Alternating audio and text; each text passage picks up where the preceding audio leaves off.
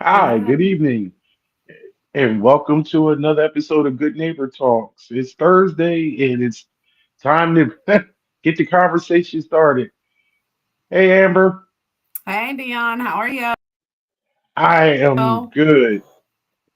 And tonight's topic, of course, we need to reiterate that this is LGBT History Month, and we're going in a little bit different direction today because we wanted to talk about some workplace discrimination. And it's kind of like in honor of tomorrow being World Mental Health Day. And it's a lot of stress and anguish in our daily lives.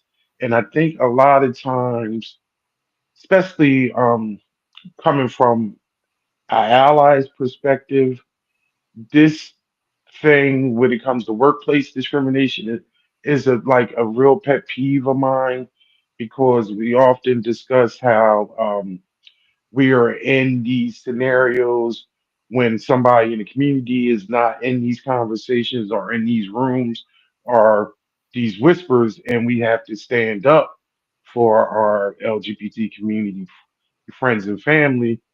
Because I think we have a lot of protections now, Amber. Legally, since 2020, the Supreme Court used Title VII of the 1964 Civil Rights Act to actually say that nobody can be discriminated about because of their sexuality or their gender. So it's federal protections, and then it's a lot of more state level protections for people, jobs and harassment, and things of that nature. But obviously, it still goes on. uh, their Absolutely. Yeah. policies. There's plenty of policies. Like I work in a corporate setting. We have policies in the book for your particular jobs and things like that. But I'm more concerned about personally, what about in these states, in these good old boy situations and things of that nature, whereas though this is still going on and it's a lot of. I mean, I'm gonna let you talk for a minute because I want to go into the different research that's been going on in the last few years after this Supreme Court um, ruling, and like it's the rule of law, but a lot of this shit is still going on, and people in the community is letting it be known. Right. You're absolutely right. It is still going on. And laws are only as good as the people who uphold them, Mhm, right? They're only as good as the person that enforces them, that upholds them, that abides by them. mhm. So if corporations or private, nonprofit, anyone doesn't abide by them, there is no protection. I've seen that firsthand where someone was discriminated against transitioning their name and not using a preferred name because they said they couldn't use that, but they use nicknames for everything. Mhm. So that happens. And that happens here in Delaware. And people think that like but it happens everywhere. And then I think the issue for the good old boy states is people just keep their mouths shut. They don't say nothing. They walk the line and just figure that's what they have to do because they want to keep their job. Maybe it's a good benefits job.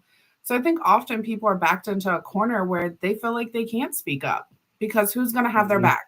Who's going to support them? And while you have organizations like the EEOU, it's a process and it can take a year or more to really get through that process to even see anything happen. Right. And what I've been looking at, like, all right, for instance, just a little bit of numbers. 47% of LGBTQ workers that experience discrimination or harassment at work at some point in their lives. Mhm. 47%. And then what I saw that was really big that some people actually hide themselves and they don't come out. Mhm. It's like a large number of, they like 40, okay, 46% of people that don't come out still experience and hear these things from one or two coworkers. And then Mhm. it even says even supervisor, like they say 1 out of 20 of, well, 20% of supervisors that have not come out Mhm. still experience these things be, because they're around people saying these things. Mhm. But it's so funny, well, not funny, but like I thought it was interesting. I have a person that works at my job that is I that came to one of our parties, and they were dressed like someone else. They were out, but they weren't out at work. And actually brought it up to peers, and I was like, "That's so and so," and she made it known to me. And the correct, because I wanted to know, because I learned about stealth, like people live stealth lives, or they they change their appearance when they're at work, and then and I think that's I want to like reiterate about how our organization is a safe space and people can come how they are, and that person was comfortable and out with us. Now I have many conversations with this person over the years. I just seen them today. I have never mentioned the party because they've been to several different parties and I've been to their organization events. It's never been brought up. And even not even like a whisper, like, hey, well, whatever, because I felt as though that was a respect factor. Like, Mhm. this, you have a separate life than what your life is in here. And I'm not going to uh put you out in the closet. I'd throw you out in the closet here, even if we're in a just a personal conversation at work. So I think I'm saying all that because I think that's very prevalent that people that like maybe allies or maybe part. If you know of somebody that is living their life and being stealth, you need not to blow up their spot when you even if it's in a personal situation and it's just you and them because anybody can hear it. And it's not even about blowing up their spot, it's about telling their story. That's Right. their Okay. story to tell, you know? Hmm. So it's not your story. And that's malicious gossip. Like, and a lot of companies have policies around that. So why do you think that that's okay to say that? You know, if someone had an affair, you wouldn't want us to go tell everyone, oh, Dion's wife had an affair. Dion, you know, this and that. You wouldn't want that. So don't tell someone else's story, you know? And I Hmm. think that's what people don't realize. They say, and sometimes I think it's innocent. They'll say, oh, did you know so and so's this? And I don't think that they always do that maliciously, but you have to be mindful that in this time right now, that's dangerous. And depending on where you Hmm. live, that's dangerous, especially for trans women. You know, I always say trans women have it 10 times harder than anyone else.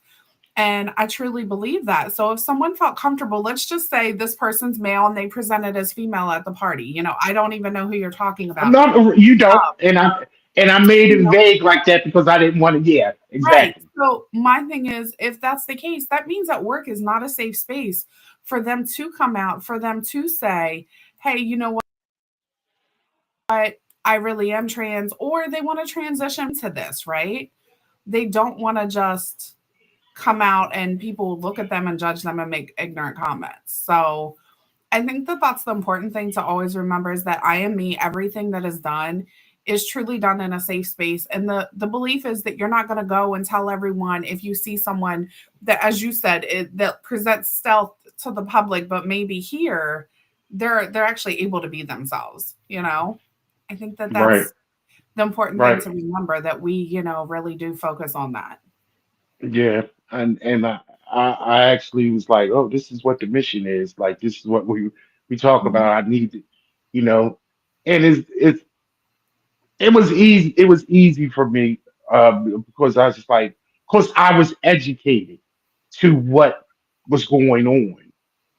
But to your point, more than half of trans and non-binary employees, 55% have reported experiencing discrimination compared to only 31% of cisgendered LGBTQ employees. So even when you're talking about people in the community, it is more vast and more higher percentage when it comes to trans and non-binary people. Mhm. And I don't even, and we often say this, and I want to put this point home, it is actually even a higher percentage when it comes to trans and non-binary people that are people of color.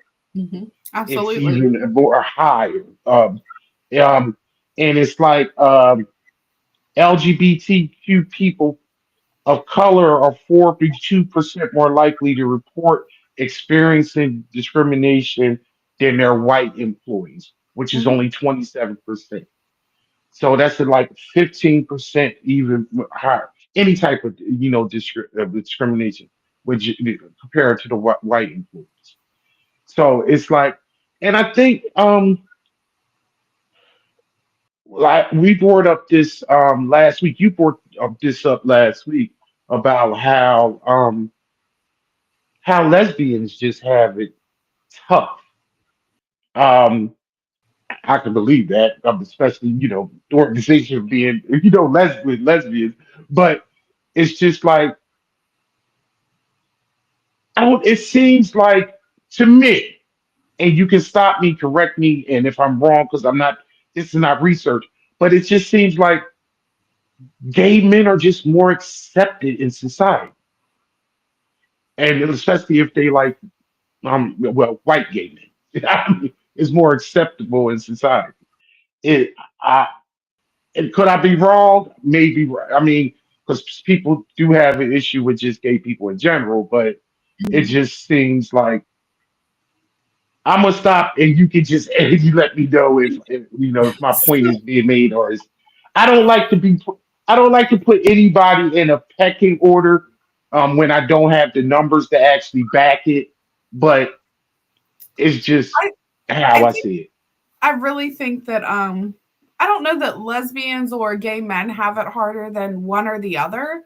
I don't really know. But what I would say is that here's where I think trans folks really have it hard because let's just say that someone's male to female, okay? They're born a male, transitioned to a female, and now they're dating a man. Hmm. Really, you're going to look at them, that's a heterosexual couple, right?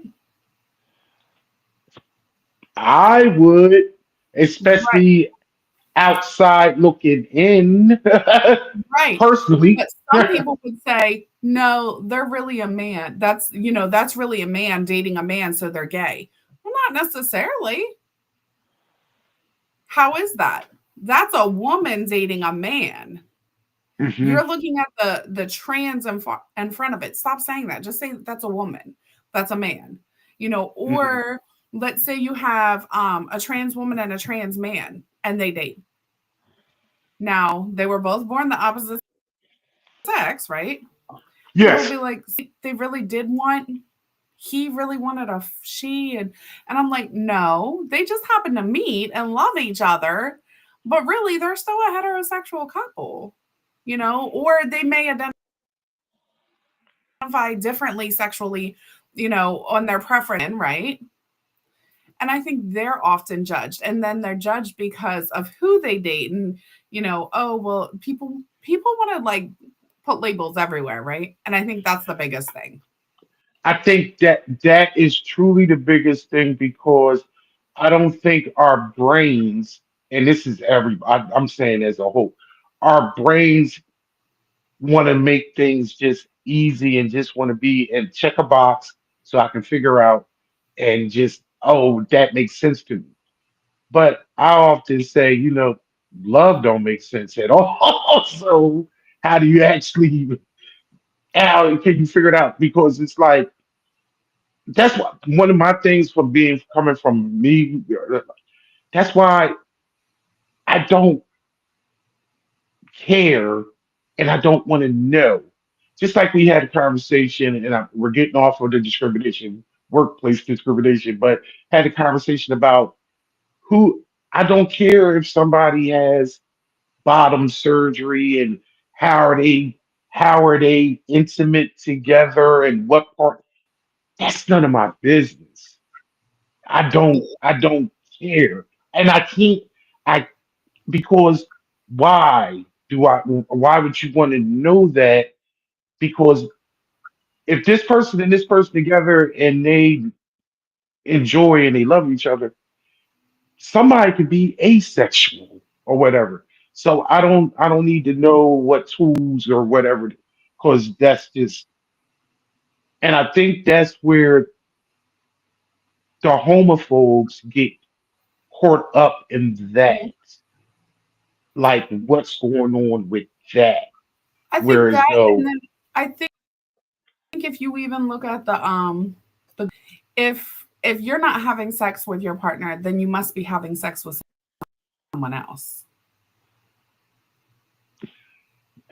How it's can you hear that? If you not. went I and mean, told yeah, yeah, of course, that's being said. right, But I think that's okay. worried about too much about what someone's doing in the bedroom because guess what? The same people that are saying that could end up with a medical condition that means they can't have sex. Or Hmm. should I say penetration? There's different types of, but maybe they can't have penetration. Well, I don't need to know that. And I'm not going to say, so do you penetrate in your wife? Like what, as cisgender heterosexual people, so why are you putting that on LGBTQ plus people? Like why does that matter? And I think Right. that's what people need to realize. Yeah, that's a whole deeper thing because we don't I don't want to know what's going on in other people's marriages or relationships because like you said, people have issues all the time. Hmm. And it is just the same way whereas though you can't get into people if they have open relationships and they sometimes people have open relationships because they can't fulfill certain needs, so they allow their partner to go get those needs somewhere else, or it's something where as though they like that somebody they bring an extra person into their life, or they have other people on the side that they did or whatever. Um, when you, I think we're going to actually have to have a show that's going to talk about those things, and it's where as though it's a more enlightened and you know I always say when it comes to the relationship, if people involved in relationships are talking about it and it's open and nobody's hiding anything from it, then whatever, because that even happens totally and just and straight and in heterosexual relationships, Right. so who are we to who is anybody to judge? But to get back to the Yeah, workplace I situation. actually kind of want to share something with you about the workplace discrimination and just about the Okay. difference of the intersectionalities of, being a member of the LGBTQ plus and then being a brown or a black person versus being a white person, right? So I know two people worked for the same organization, different roles, different supervisors. One was white, one was black.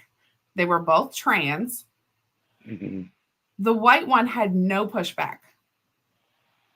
Their supervisor went and changed their name on the badge, did whatever preferred name they went by.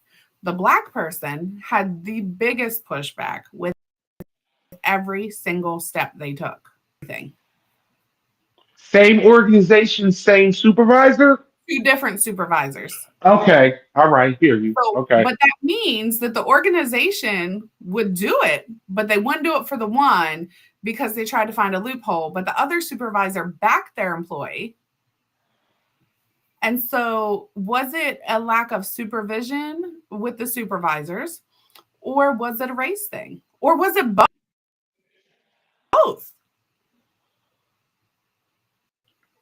So, Because the black supervisor was also a brown person. The white person supervisor was a white person. mm, so we're just going to assume a couple because these is all assumptions because we don't know for sure. But this is the same organization, so they Mm-hmm. have rules and regulations in place. Mm-hmm. Now, if it was pushed through by one of the supervisors, it's easy to say that that supervisor was just following protocol, or maybe more. Or are we saying they were more open minded, or more buddy buddy with their employee? And whereas though the brown person had an issue with all these things, and it could have been a personal thing. Mm-hmm. But see, that's was this resolved? First of all, did any of this get resolved? Through the EEOC. So, Did that supervisor keep their job? yes. But then you've seen a lot of policies come out eventually, because we're going to be reactive instead of proactive. Person ended up leaving and moving into a different organization. The person of color stayed there for as long as they could, and then they left. And right before they left, they had won with the EEOC. And it was a But process for them to get there. And it was a long battle for them. So, not even just battling, but think about the mental, like, let's bring the mental health perspective into that. Every day, somebody's calling you a name that you don't want to go. Every day, you say, mhm, call me. Let's just say they said, call me Bob, but you still call them Jill. How's that okay? But say their name's actually Jillian, but you'll call them Bob. Isn't Jill still a preferred name? yeah, That was that was happening. They would call someone with a nickname. They're like a situation like that. A Stephanie be a Steph, a Rebecca be a Becky, but they would not to be Bob.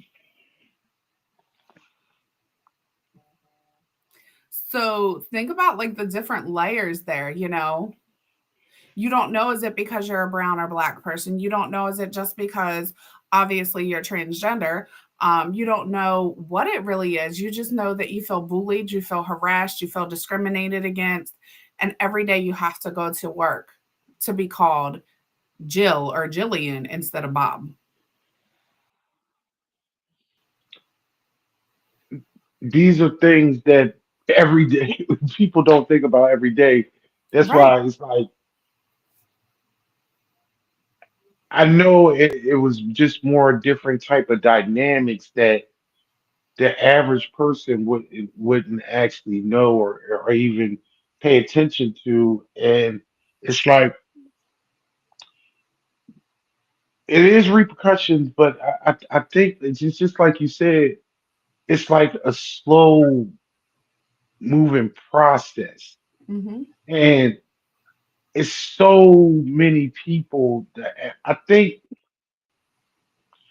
a lot of it with media and just social media and just the propaganda, it's just so much pushback towards people for wanting to be who they want to be. Hmm. And they it doesn't take much for anyone to just say, okay, Right. this Because is who really, you how's it this is who affecting you you? are. One person Right. I know at one point tried to pull like it was against their religion. Okay, but you know what? You're at your job. You're at your job. It And was yeah, against their religion to do what? To call somebody by the name they want to be called? mhm, because they were transgender.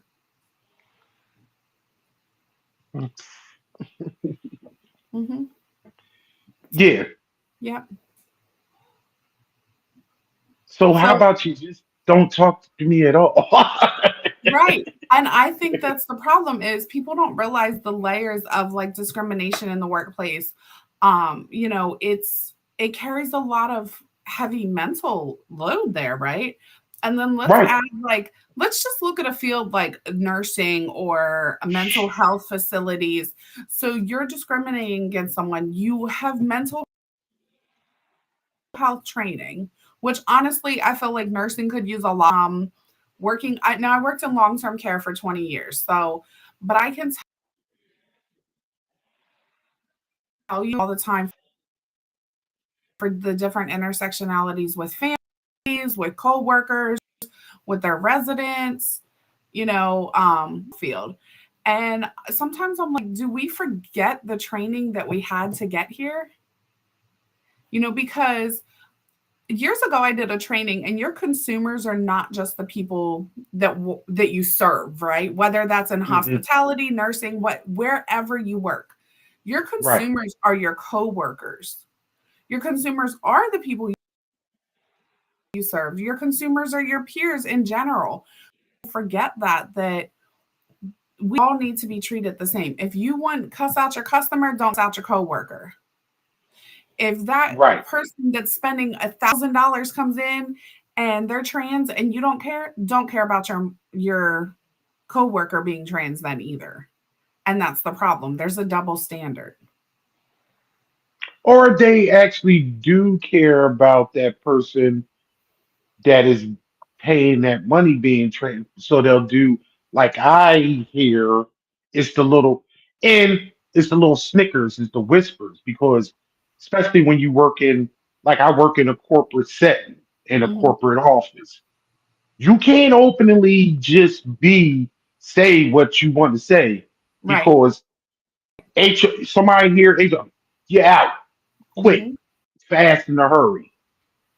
So they think they are around people that are like minded, and they even my coworkers. I already been doing people. I work in the kitchen, and I'm working in the kitchen is the one of the most rawest and filthiest, not filthy cleanliest, what filthy mouth, filthy. Just it's not politically for many not politically correct. Uh, I once had a executive chef who's no longer work. He was a little bit in his sick, but he still called like women girls.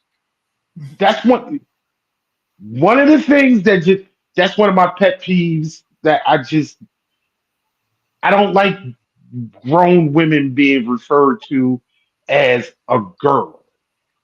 And Mhm. I'm just like, yo, that's a woman. She's like 40 something, you know, like he's like, it's just a term, and I was just no. Or they would say something about a brown person and imitate their accent. And I'm just like, you can't do that anymore, white man. Right. That's not allowed. Right. And that's probably that went down cool when you worked over at the country club, but this is in the court. We don't do that here. And it's one of the reasons why he wound up like retiring because I mean, I badgered him so often. He came several years ago. Little story side note about this. Several years ago, we have every week we have a sushi vendor come in on Tuesday. So actually, I think it was in 21. It was the first year we had we celebrated Juneteenth as a federal holiday. So it was on a Mhm. Tuesday. So he's telling um, our vendor, "Oh, we're not going to be open next week because uh, it's a holiday." So we're Dion. What we got? What's this holiday that's next week? Can you explain to her what? And I looked at him. And I'm walking by. I said, "Are you asking me because I'm black?" And he's like, he's like, I don't know what. I said, oh yeah, it's Juneteenth. It's actually the celebration of the ending of of slavery. Like when like his people used to own my people, and they were like really racist, and so we celebrate that. That like it's over with, you know. So that's why they didn't give us our 40 acres and a mule, but they gave us our this day like 200 years later. And he just was sitting there like, I said, did I explain it good enough for you? But like those are the things that now Like a that's a microaggression. workplace That was definitely. that's a workplace thing. Yeah. You know what I mean? It's just like, hmm. But that's why I'm empathetic, very empathetic when it comes to other people because I know I've experienced racism. I have discrimination. You know, in some form, maybe even if I didn't see it offhand, I feel it, and I think that people in this community they feel it. They can.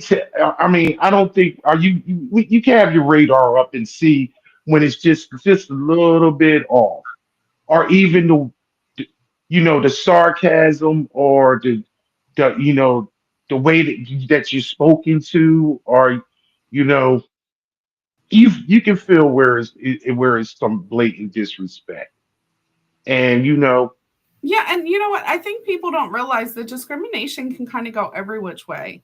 You know, even as a white woman, I have been treated poorly. I believe it.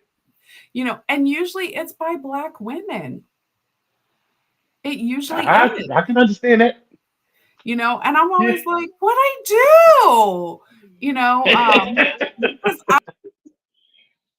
What I did you just do, don't Amber? I don't look at it like that. So I don't know. I come off a little strong sometimes, like my coffee Yes. real strong. Yeah, yeah, but you know what? A lot of people, and- but women are chirpy at each other I mean, Men in can be general, and just as bad, trust me. men chirpy to each other. Yes, and they'll be chirpy with women. They're gonna Oh yeah, oh yeah, yeah, yeah, yeah.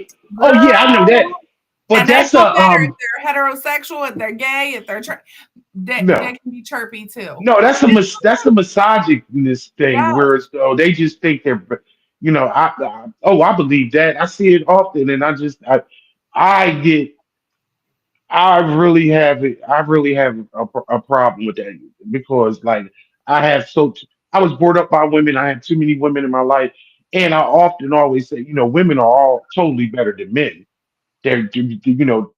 And they're smarter, they're stronger, and they actually, you know, they don't allow they think women think things out. Men think with their dick half the time. That's why most of my friends are women because I think I can't women have are very conversation. methodical, Yes, very yes, they much are. so. But I can see. But you also gotta always know where as though there's only one queen in the house. So Mhm. even in the work situation, everybody wants to be a queen. You know what I mean? So they want to be the boss. So I can see how it whereas though it's constant.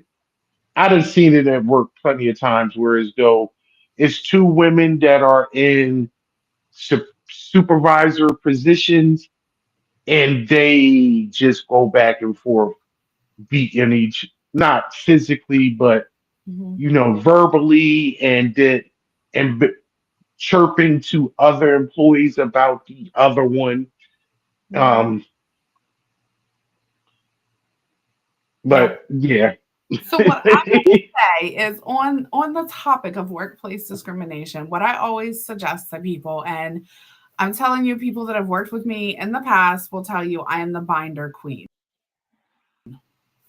And what that Okay. means is it, the organization you work for gives you their policies, right? But Right. you're not going to know them and you're not going to quote them. Right. So when you print those policies, because nowadays I feel like everyone loves to just be like, oh, they're online, they're on those site, just go look at them on this link. And they no longer give out policy and procedure manuals, handbooks, right? It's changing. So I'm the girl Hmm. that sits there and says, print, print, print, print. I will at their place, you're not giving it, but you paying for this paper and ink, and I will print it and I will put it in a binder and I will look over it and I will highlight the important things that I need to know. And then when something happens, I will pull my binder out and I will quote, per your policy, section blah, blah, blah, states. Because when you do that, you now protect yourself. You've now turned it to you have to fix this because your policy says this. And when you put that in writing and you send that to someone, then they're like, oh shit, she might actually know what she's talking about. Like, maybe I do need to fix that. Maybe I do need to do this, you know? And then they start doing it. But when you just go in hot headed, emotional, you're not heard. Right. And everybody has a boss. And I tell people that all the time. Everybody has a boss. If you're not Right. sure or you feel like you've been discriminated against, pull your policy, pull their procedures, know what you're going into, and never walk into anything blind. And never just sit down and talk to someone. Always do an email. And then if they want to talk, you sit down and talk and you pull out your binder because they're going to be like, oh shit. Right away it's intimidation for them because they're going to have their notebooks, they're going to have their page of the handbook that HR sent them, Hmm. and they're going to sit there and that's what they're going to try to bully you with. And so if you're at the point that you're being discriminated against and you have to meet with higher ups, you need to go prepared. You need to go in a lawyer mindset. And I tell people that, like, you can win anything in life, especially with discrimination. You just need to know what you're winning and how you're winning it. To that point, I mean, it's so funny that you say that because, like, for my organization, it's like once a year, whenever we have our little meeting and we go over the little menu and everybody has to sign it. And then if it's like little alterations or whatever, but see, you already signed that manual that they keep in record on, Mhm, and like well, you take off where your signature, you hand it into your supervisor, your director, and you got that manual sitting there in your hand. Now it's up to you to read it, mhm, but and just like what you said, and I've told this to like my other, I'm like, look, this is our director supervisor. You got a problem with that person? They have a boss. You got a problem with them? They also have a boss, and like, or on the wall, on the door is mhm. the number for you to call. Yep. You always have a repercussion. It's according to how far you want to take. But some people just be like, and a lot of people they leave. They just leave because Mhm, they don't want to deal with it. And I understand that, but I think that's kind of like a cop out because in a sense where it's not right. When you in the right, you need to fight for what's right for you. And especially when you have the law and you have policies on your side. mhm, That person is a bully and is a homophobe or a racist or a misogynist, and they need to be dealt with. So yep. many people over the last few years don't when they do something and then they get tracked down and then they wind up losing their job over it Mhm. because and then they want to blame it on the woke mob or things of that nature when it's just like you just can't treat people like shit It's like, well, and you think you can get away with it. had you just been a decent human being, you wouldn't have been in this situation. And that's what they forget. And here's the thing. I tell anyone, anytime you feel like you need help or you need support, because it is a long road to battle, right? They're going to try to retaliate against you, and then you got to pull that policy. You have to know just what you said, how far you want to go. The person that I told you about earlier, there was points they wanted to stop, and I said, "Oh heck no, we are not stopping. You are going to continue to push this because you're paving the way for someone else. It's a tough road right now, but someone else someday later is maybe not going to be as strong as you, maybe not going to have the support that you have. Right now, you have it. You need to pave that way. If no And one ever then paves the way, there's never change." and then on that point to that, that's how these that's how when something like that happens, um, and you wind up kicking a company in the ass financially, the repercussions, whatever. Mhm. That's when you start seeing the zero tolerance policies. When Yep. it's zero tolerance, because obviously something has happened in the past where as though that's gotten them to that point.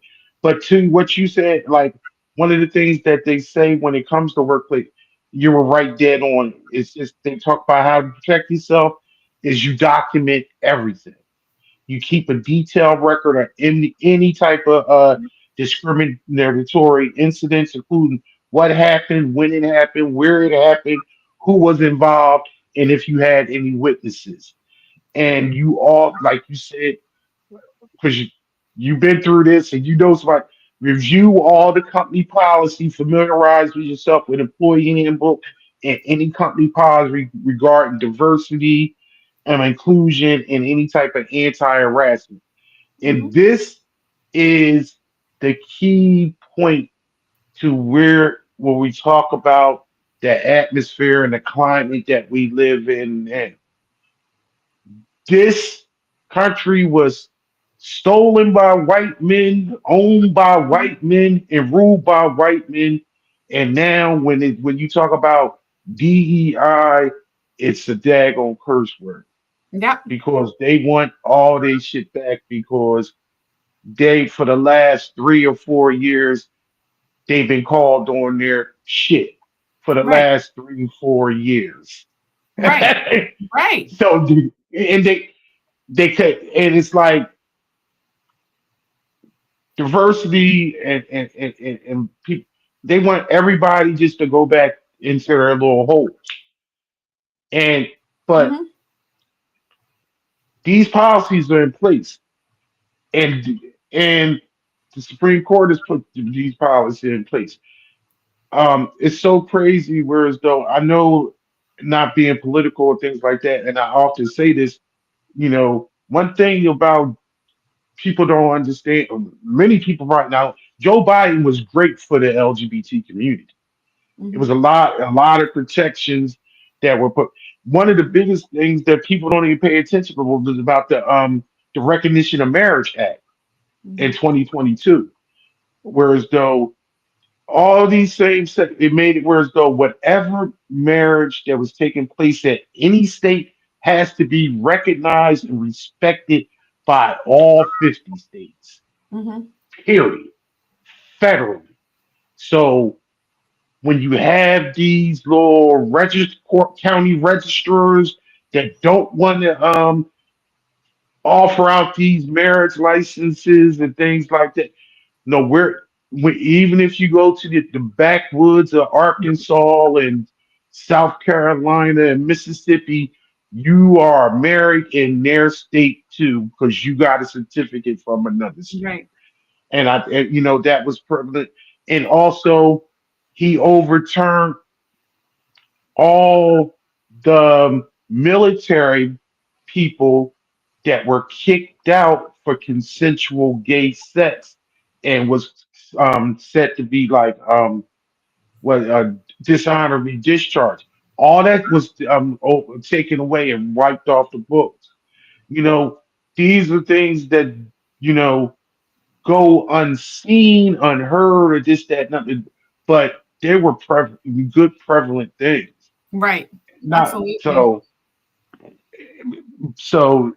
Um, I just mentioned that because I'm big into politics, and I always try to look and see what administrations do for the average person, or even the people that are for minorities, and just disproportionately like groups. And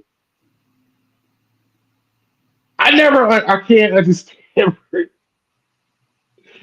for how a person in the community actually voted the other way.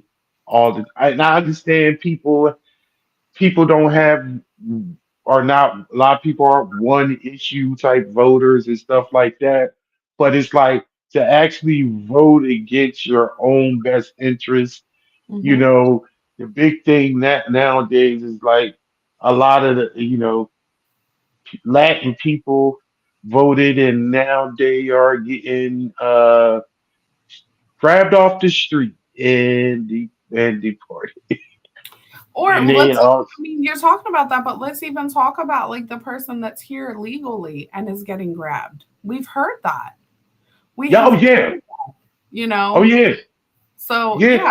yeah, that's, No, it's plenty and of people I wonder how that's much yeah. you've seen that workplace discrimination kick up in that community with brown folks.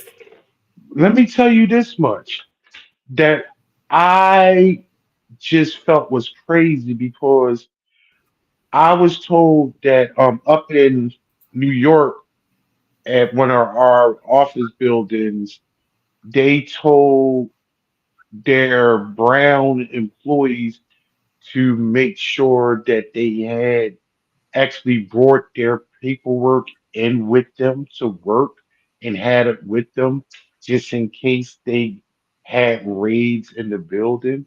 And obviously, they don't give a shit about that. Now, this was at the beginning, Hmm. months ago, but obviously they don't care about Yeah, that anything. doesn't But matter because they. they're grabbing people at their daggone court dates. Mhm. You know what I mean? They waiting for went like they're, and now it's actually, and we deviant off, but actually the Supreme Court said, the 350,000 Venezuelans that had temporary status, that they can take that away. 350,000 people that Right. had legal status, they can just take that away. You know. Right. So now think about someone that is here and let's say they are a citizen. How are they being treated? Because let's just say society says everyone that's brown. So how's that affecting some of those people doing their It's jobs? it's You know? it's affecting a lot of people, whereas though it's like it's literally a war on the ground, whereas though Mhm. people are actually have what's going on in Chicago now, whereas though they are placing barricades to keep ICE out, Mhm. fighting to try to so they won't be able to turn the National Guard against their own people. But what I saw today, DHS, the Department of Homeland Security, is purchasing buildings in Chicago. So alarms, but this was 5 hours ago. I'm saying the news. So my thoughts on that is, oh, they're purchasing buildings so they can actually set up shop, because they own it, and they Mhm. can it's be their own personal building. So Right, but now now they can asking where's that money coming from? um I don't know, the government shut down, ain't Yeah. it? That's what I'm But saying. Like it's tax. If you don't know anything else, and when we could do an economic, this country can dag on print whatever money they want. No one right. cares. Nobody cares about the debt when they're. when Republicans are in power. Right. Republicans only care about the debt when it's a daggone Democrat in the office. That's when they want to cut this, that, and Mhm. they don't care about a deficit when they want to a defense spending, or they Right. want to sell some missiles or things like That's that. the thing So though, like, you're so worried about people being here illegally that you're spending money that we don't have to spend while the government's shut down too. So what about all these people that you want to work and not get paid till y'all decide to act like adults and go back to work, but you're going to spend money on purchasing something just to what? To entrap someone? so they can have a place for their the Gestapo to actually be into these democratic run cities Yep. and states because they just want anarchy. All of this is all of this is setting up a playbook so whereas though for the possibility so whereas though that man doesn't ever have to give up the presidency. Right. That we won't have another election Yep. because it'd be so. And but people see what's going on. Mhm. This is what the when they say that it's anarchy here in Portland it's like protests in like a two block radius. The rest of the place, even when they was having things in LA, it was like 2 blocks.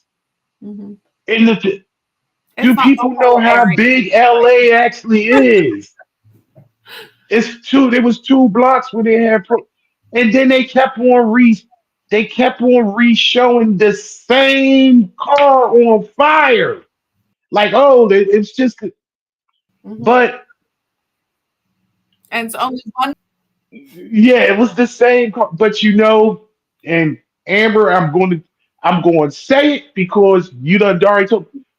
But the people that you grew up with in those little small towns that's only watching that same little television, just Believe it. thinking all these black and brown people are just running habit and Mhm. we need to be protected Mhm. because they ain't never came off their porch or actually been anywhere 15 minutes away from wherever they at to But see they how the not real world racist. is. They not racist. They not. I Nah, promise you, they not racist. Just ask them. I, That's what they'll tell you. but I'm not racist, but you should be here illegally. You should be this. okay, okay. But guess what? Are we back? Don't nobody. But guess what? Don't nobody that look like you or look like me want to do a lot of those people's jobs. What they do, they won't do it. That's why I have seen plenty of That daggone. part. I done seen a lot of owners of different uh farms and dairy farms and when you talk meat packing plants, they said they voted for this administration, but they never thought they were going to come after their workers. They thought I thought they was going after the criminals. I this that So nothing. I will say where I'm from, and probably because there's a lot of Amish in that area as well, they do a lot of their own farming, their own meat manufacturing. But when you look here in Delaware, let's talk about Sussex County. We all know Sussex County is red. Yeah, yeah. That's where the majority of your chicken farms are. There's how many plants around here? Numerous, right? I can Uh, tell you, I I don't. worked at a chicken plant. I Well, worked at a I'm chicken plant for before two we years. ever Yeah, even get to the plant, let's talk about keeping the chickens alive. yeah. Have you ever been in a chicken house? The smell ingrains the chasing the chickens or watching the chickens. It's a dirty job. I've seen it all firsthand. I don't want to do Yeah, it. And I I grew worked. up on a farm. I worked for through 2 years at one of those chicken plants down in Milford. I'm not giving them any, but I know is it. But the craziest thing is When- The salary was better than a lot of other places, and Mhm. they actually had benefits. And it was Mhm. like a Monday through Friday job. I needed health benefits for my kids. Mhm. I was It was the worst 2 years of my life. My body ached over it. Being I was sick constantly because of the different temperatures in the plant. It'd be You go through where they're killing chickens at is 85 degrees. You go over here, it's 40 degrees. Then you go back to the freezer, it's like minus -40. zero. You're right. Yes, it was just I was sick often and my body ached. And then after on the weekend, I would recover. And by the time my body wasn't sore anymore, it was time to go back. Mhm. But yeah, I mean, I understand it, and it's just like You don't I don't see even want to talk. That was brutal. some of those workplace issues was just out of out of just whack. Mhm. Just the harassment, the sexual harassment, and the the the derogatory type of just. Mhm. It's just like it's me. Working in the plant is like almost being in a locker room. So it's like I can imagine. And this was 15 years ago. So Right. I mean, oh God, I couldn't imagine if you be doing working in that situation this day.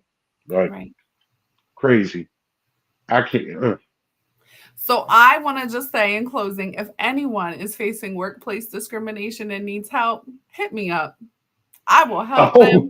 I will review their policies because I believe that everyone deserves a safe space to go to work, and how stressful and mentally just heavy and the anguish that you must feel to go to a job that you don't feel safe at, that you feel targeted at, when you're trying to provide for yourself, for your family. It's hard enough out here, and nobody should feel that when they go to work. So if I can advocate, honey, I am Amber Lee and I am here to do it. I don't care who you are. I don't care because everyone deserves that from a mental health perspective. Nobody should have to go through that. And it should never get to the point that somebody feels like they can't do this anymore and they can't live anymore, because I will step in and I will do whatever I can do to help someone. That is just, I don't ever want to see anyone go through that. and I believe you had the experience and you seen it up front, so you know how it is. Damn, Amber, it sounded like you was running for office on that one right there. Hey, you never you know. Might become a you no, put your I am name. not. You actually said your whole government name, like because you got to say your name when you actually have your little campaign ads. It's Mhm. not official unless you are the person that actually say you are, and you authentic. You I don't think authorize you're this gonna see me message. run for I don't think you're gonna ever see me run for any government offices because people tend to really change when they do. And I don't want to change who I am and where I am and my thoughts, and I will not align with many people in office. So I'm just gonna say boots on the ground. Okay. With that, thank you for tuning in for this week's episode. Um, Again, I want to direct everybody to the IME app for our little updates, Go different vote, blogs every week, go vote. and then we had also, hey, get those early bird tickets for our holiday gala on December 13th. And as Amber say, go vote for those awards with the different nominees, so we can recognize the people that's doing the good work in the community and is looking out for all of us. Mhm. As usual, thank you, Amber. It's another great conversation. All right. All right. Talk to you later. Yeah, and good Bye. night, neighbor. Bye bye.